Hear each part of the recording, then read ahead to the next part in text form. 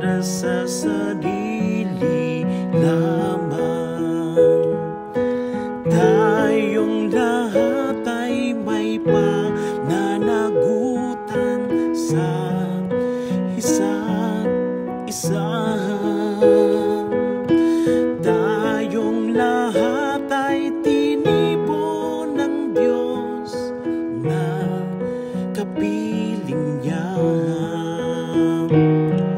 Sa ating pagmamahalan at paglilingkod sa